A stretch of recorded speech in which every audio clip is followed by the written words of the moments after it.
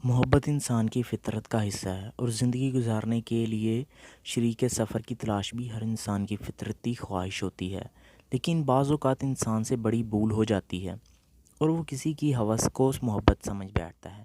نوعمری میں تو اس غلطی کا احتمال اور بھی زیادہ ہو جاتا ہے، اور یہی وجہ ہے کہ رویت پسند مشرقی معاشروں میں لڑکوں اور لڑکیوں کے مادر پدر آزاد اختلاط کو پسند نہیں کیا جاتا۔ اس کے باوجود بعض اوقات بھول ہو جاتی ہے، انسان احتیاط کا دامن چھوڑ بیٹھتا ہے اور پھر ایسا دردناک انجام اس کا مقدر بن جاتا ہے جس کا تصور کر کے ہی رونگٹے کھڑے ہو جاتے ہیں۔ ایک ایسی ہی عبرتناک داستان ایک نوجوان لڑکی کی کچھ یوں بیان کی گئی ہے کہ میرا نام نیلم ہے۔ جب میں 16 سال کی تھی تو ایک ٹیوشن سینٹر میں فرحان نامی لڑکے سے میری ملاقات ہوئی جس کی عمر 19 سال تھی۔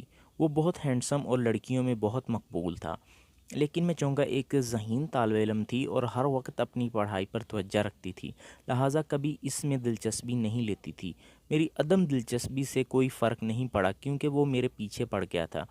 جب بھی میں ٹیوشن سینٹر سے گھر واپس جاتی تھی تو وہ میرا تعاقب کرتا۔ میں نے اس سے جان چھڑوانے کی ہر ممکن کوشش کی، اس نے اپنی کوشش جاری رکھی۔ ایک روز جب میں گھر واپس جا رہی تھی تو فرحان کا دوست معظم میرے پاس رکا اور بتایا کہ فرحان میری محبت میں دیوانہ ہو چکا ہے۔ اس کا کہنا ہے کہ وہ دن رات میرا ذکر کرتا ہے اور میرے بغیر زندہ رہنے کا تصور بھی نہیں کر سکتا۔ معظم نے درخواست کی کہ میں ایک بار اس سے بات ضرور کر لوں۔ اگرچہ میں اس کے لیے تیار نہ تھی، لیکن پھر سوچا کہ شاید ایک بار ملاقات کر کے میں اسے سمجھا سکوں۔ بالآخر کافی سوچ و بچار کے بعد میں نے فرحان سے ملاقات پر رضامندی ظاہر کر دی۔ وہ مجھے ایک فلیٹ میں لے گیا، لیکن وہاں کا ماحول مجھے کافی پریشان کن محسوس ہوا۔ فرحان نے میرے ساتھ پیار بھری باتیں شروع کر دیں اور پہلی بار مجھے بھی محسوس ہوا کہ جیسے میرے دل میں بھی اس کے لیے جگہ تھی۔ پھر پیار بھری باتوں کے ساتھ ساتھ اس نے مجھے چھونا بھی شروع کر دیا۔ میں اس پر بہت پریشان ہوئی اور اسے روکنے کی کوشش کی، لیکن اگلے ہی لمحے وہ میرے ساتھ لپٹ گیا اور میری مذمت کے باوجود اس نے مجھے بے لباس کر دیا اور پھر میری آہوں اور سسکیوں کے درمیان مجھے بے آبرو کرتا رہا۔ میرے لیے یہ واقعہ انتہائی وحشت ناک تھا۔ میں ٹوٹے ہوئے دل اور زخمی روح کے ساتھ گھر واپس آئی اور خاموشی سے اپنے کمرے میں جا کر لیٹ گئی۔ میں نے وہ رات روتے ہوئے گزاری، لیکن اپنی بدقسمتی کا ماتم کرنے کے سوا کچھ نہیں کر سکتی تھی۔ اب مجھے یہ خوف بھی لاحق تھا کہ کہیں میں حاملہ نہ ہو جاؤں۔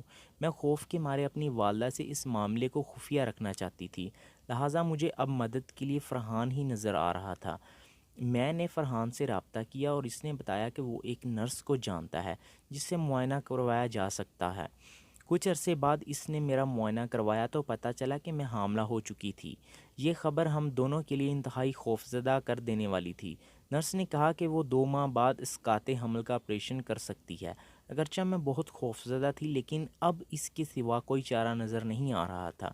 میں نے اسقاط حمل کروا دیا، لیکن اس دوران کسی پیچیدگی کی وجہ سے میرا بہت سا خون بہہ گیا اور میری حالت غیر ہو گئی۔ بالآخر مجھے یہ معاملہ اپنی والدہ کو بتانا پڑا، لیکن ان کا رد عمل اتنا خوفناک تھا کہ جس کا میں تصور بھی نہیں کر سکتی تھی۔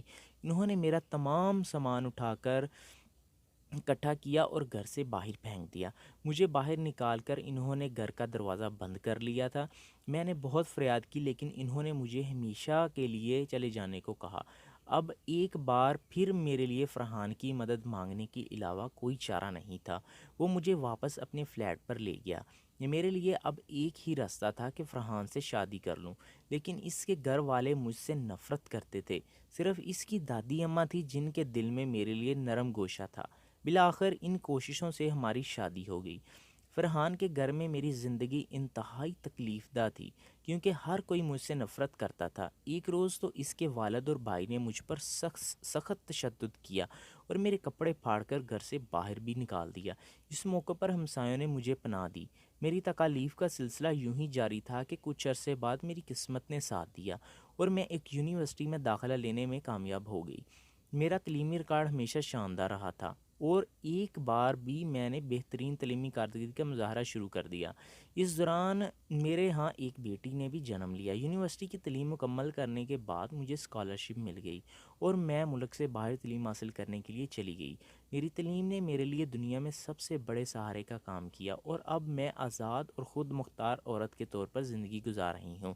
اگرچہ میں اپنی اعلیٰ تعلیم کی وجہ سے ایک بار پھر باعزت زندگی گزارنے کے قابل ہو گئی، بلکہ نادانی میں اٹھائے گئے جو ایک قدم نے مجھے جو زخم لگائے وہ کبھی جو ہے وہ کم نہیں ہو سکتا۔ دوستو امید کرتا ہوں میری آج کی سٹوری آپ کو پسند آئی ہوگی۔ چینل کو سبسکرائب کرنے کے ساتھ ساتھ ویڈیو کو لازمی سے لائک کریں۔